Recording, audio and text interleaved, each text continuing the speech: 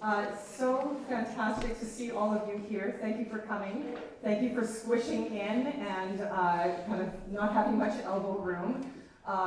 We are delighted to be presenting Mendelssohn Psalm 42 for you this evening. My name is Charlene Pauls. I have the great privilege of leading this group behind me as we make our trek to New York this week and do this. Next week at this time, we'll be on a cruise in the New York Harbor, celebrating our appearance at Carnegie Hall.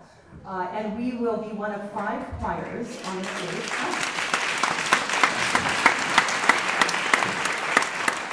We're one of 5 choirs on the stage. All the others are American, I mean, not surprisingly. And we are proudly Canadian up there. And as I indicated in the handout, if you have that handy, we have singers from all across Canada. And in fact, even tonight, a number of people have traveled a long way. Just put up your hands, those of you who have traveled out of province to get here tonight.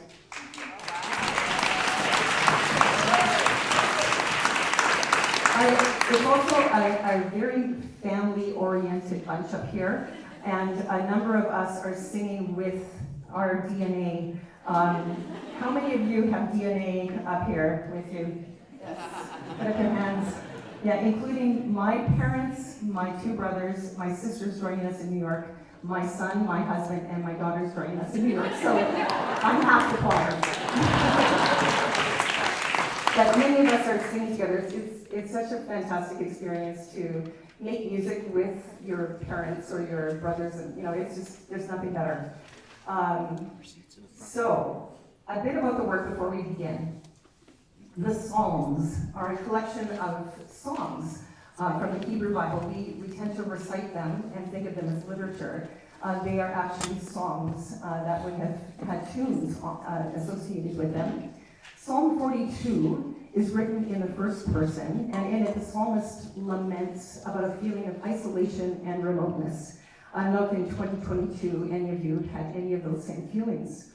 A yearning for connection with God, a yearning for a renewal of the divine presence.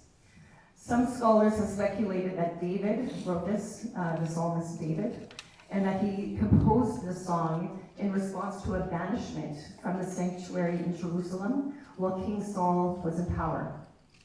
So the text is included in your program. I hope you're able to follow along with that as we go. And you'll hear how this yearning is expressed in the music. I'm going to turn to Felix Mendelssohn.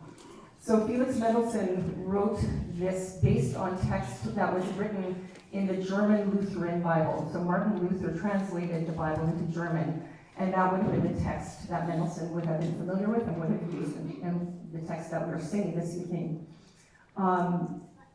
Mendelssohn himself was a very self-critical composer. He tended not to favor his own compositions, but in his own words, he said, "This is probably my best work, one of my best sacred works." So that says something about this gem of a piece that we are about to sing.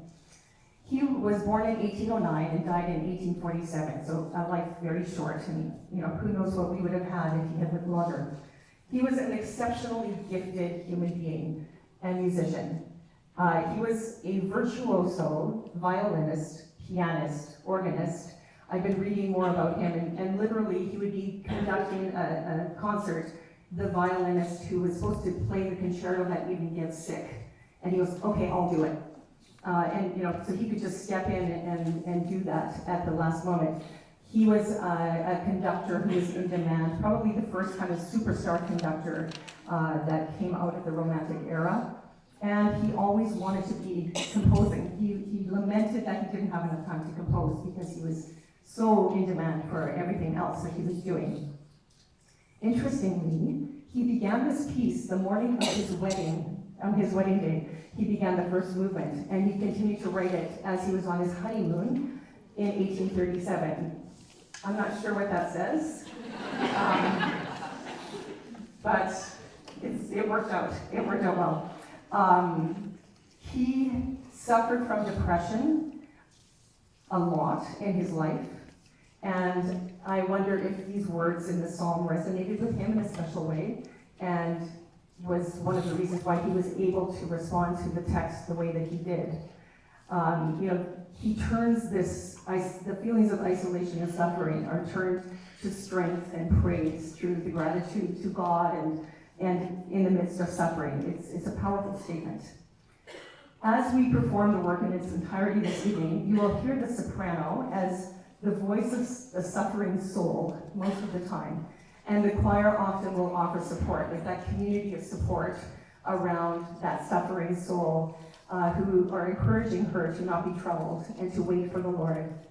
In the hands of a composer of the quality of Mendelssohn, and as I worked on this music, I keep finding more and more insights into how potentially he would have perceived this text. I've been struck by the opening movements. You'll hear it. It begins very quietly, and one by one instruments enter in, and then likewise the choir enters in one voice by one voice, and it's almost like the unlocking of a heart, the unlocking, the opening of vulnerability that this psalmist is expressing in the text.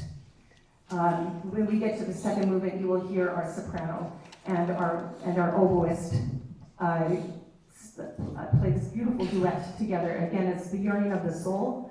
And then you'll hear the third movement where the sopranos and the altos enter in and they joyfully say to the soprano, let's all rejoice and go together to the house of God. And that's the happiest moment that we have in this whole work. There is much more, as you read through the text, you will see how the text is treated by Mendelssohn. I just wanted to say, in the last movement, what you will hear is a tribute to the great composer Johann Sebastian Bach. And Mendelssohn was the first composer, after Bach had died, to really discover the breadth of Bach's music.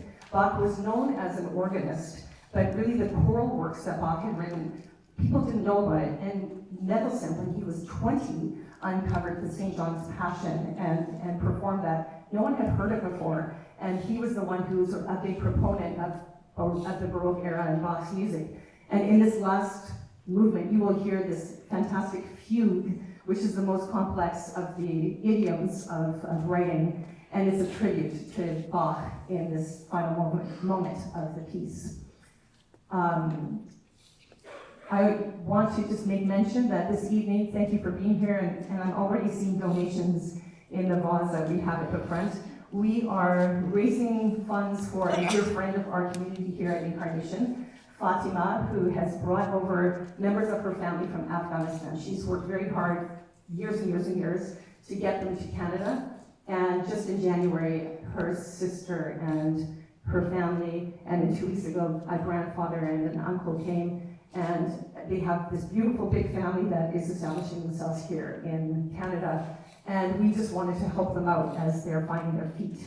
So if you feel the inspiration to donate to that, there's no pressure to do so, but please do that. We have cash, we've got a Square, and we've got an e-transfer capability for you to do that. And finally, I want to thank the members of the orchestra behind me, who all just volunteered to play with us this weekend.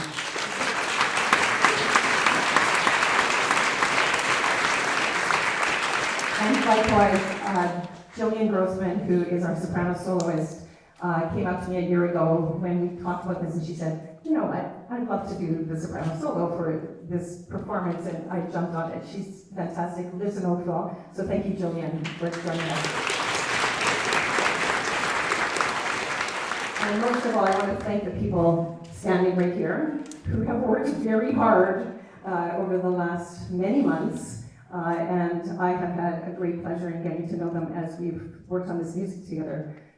Here is Psalm 42 by Felix Mendelssohn.